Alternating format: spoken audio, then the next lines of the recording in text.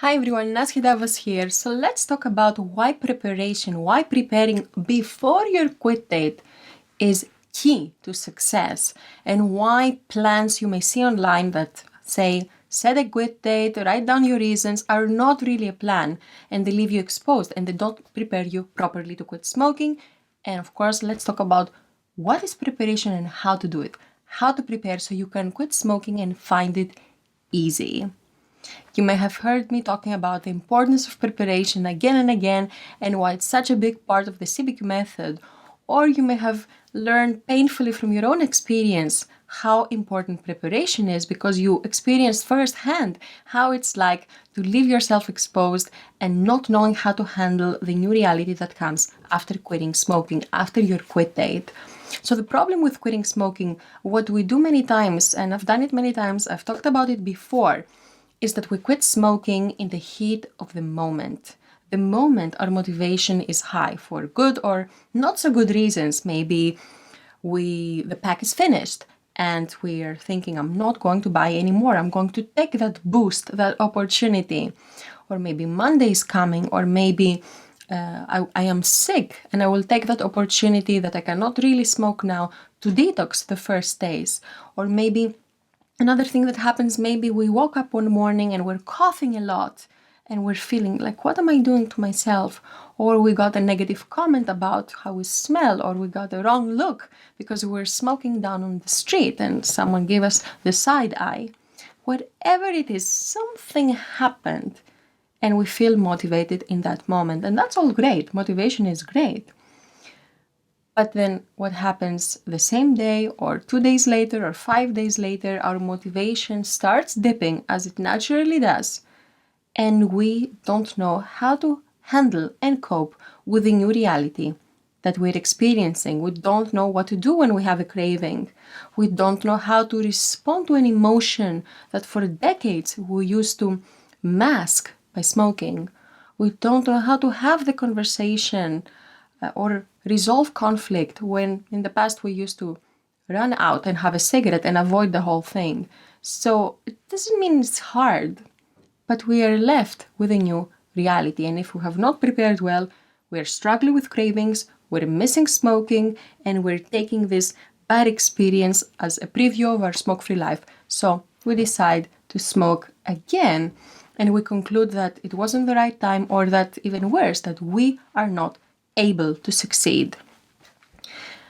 And in reality, the only problem is that we relied on our motivation, and motivation is an unreliable, fickle force, because motivation, and I have another video where I talk about motivation, so I don't want to expand more here, but motivation is like putting fuel in your car. You will not put fuel in your car once and then it will run forever.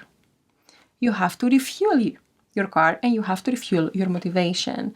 So it's not good nor bad, it's just how motivation works. So when you rely your whole quit on a moment of high motivation, you're just not going to be prepared enough. It's just not going to work. And that's where preparation comes in. Preparation is how you balance out the fickle, unreliable nature, the wild nature of motivation, because preparation is reliable. You do it and it's constant. It's easy. Preparation gives you confidence because you know what to expect. You know how to cope. You're prepared. Also, preparation, it removes the sometimes paralyzing fear of the unknown because you know what's going to happen because you have decided it. And preparation gives you clarity, and in a weird way and paradoxical way, clarity actually increases your motivation, because many times when we feel unmotivated, it's because we lose clarity of what's next. So having clarity increases our motivation because we feel able to handle this. And that's why preparation is so important, and that's why a key principle of the CBQ method is that preparation will take you further than motivation ever will, and that quitting smoking does not start by quitting smoking. It starts by preparing. First you prepare and then you quit smoking so that you will find it easy and so that it will last. So how do you prepare? There are two levels of preparation. There is the first level, which is preparing for the specifics, for details. It's like having a coping plan. What are you going to do when you have a craving? What are you going to do when you experience stress or when you feel bored? What are you going to do when you go to this social event and someone offers you a cigarette? How are you going to respond? So it's preparing for the specific situations and occasions that could trigger you to smoke, or that could remind you of smoking, or that could make you feel uncomfortable. It doesn't have to be a catastrophic scenario that you can prepare for. I suggest to prepare for as many situations as you can possibly imagine. But that is not enough.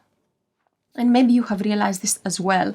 Maybe you have read plans that, like I mentioned earlier, they just say set a quit date, write down your reasons, share your goal with someone. What else? Use a nicotine gum. That's a whole other story, but taking nicotine to overcome your nicotine addiction just does not make sense. It does not change how you think about smoking. Your smoking triggers just become nicotine gum triggers, and this whole thing just plays out on your fear of being without nicotine. But like I said, that's a whole other story. But this is considered planned for some people. It's not. And even so, this is on the level 1 of preparation, which is the superficial level. There is a level 2 of preparation, which is the actual strategy for change. No matter what you want to achieve in life, there is a strategy for change. You need to follow a strategy for change that takes you from point A to point B. When you want to pass an exam, yes, it helps to drink water and stay hydrated, but what is going to help you pass the exam is studying beforehand and learning what needs to be learned. So level 2 is what takes you from a smoker, from feeling conflicted between wanting to smoke and wanting to be free, from feeling like your head is on fire and not seeing the way out, to actually becoming a happy non-smoker where you feel happy and content and fulfilled and liberated without missing cigarettes. So to go from that point to freedom, you need to follow a strategy. And the CBQ method, the 4 stages of the CBQ method, is exactly what the strategy is for. You first make, and you can use these 4 steps to overcome any addiction or break any habit. You first make the decision. I don't wish to quit smoking, or not I would like to quit smoking. I am quitting smoking. It's happening. I am committed. So you first make the decision to quit smoking. Stage 2, you change your mindset about smoking. You change what smoking means to you, what you think it offers you. You change how you see it, your relationship with cigarettes. You stop seeing smoking as your friend and the companion that gets you through hard times. If you don't change that, it doesn't matter how many gums you chew. It doesn't matter how many techniques you know for overcome cravings. It will just not take you all the way. So that's why it's the foundational change. Stage 3, you need to change your smoking pattern. So you will not reach for a cigarette automatically, so that reaching for a cigarette is not the first response to anything that happens in your life. And you break the automaticity and the hand-mouth habit.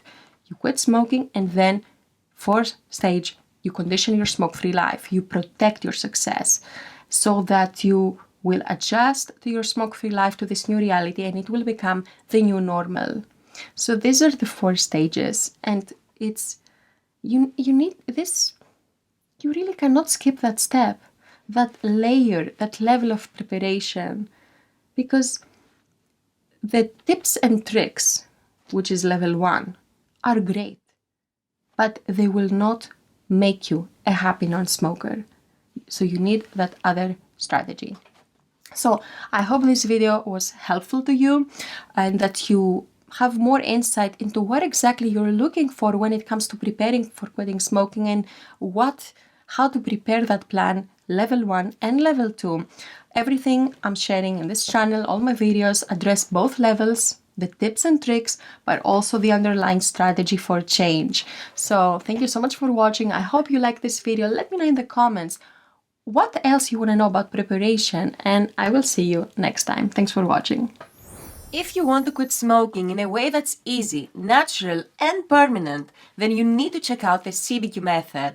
The cognitive behavioral quitting method is based on psychology, and it has helped millions quit smoking and vaping in just 4 steps, in just 4 stages. The 4 stages of the CBQ method reprogram your brain and remove your desire to smoke so you can quit easily and naturally, even if you've tried everything but nothing has worked for you, and even if you've been smoking all your life and smoking is all you know.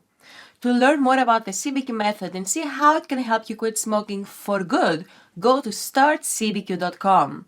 This page is for you if you're trying to quit smoking and you want to see how this step-by-step process works, or if you've recently quit but you're struggling. This page will show you how the CBQ can help you and how to get started for free. So go to startcbq.com to learn more, and I'll see you there.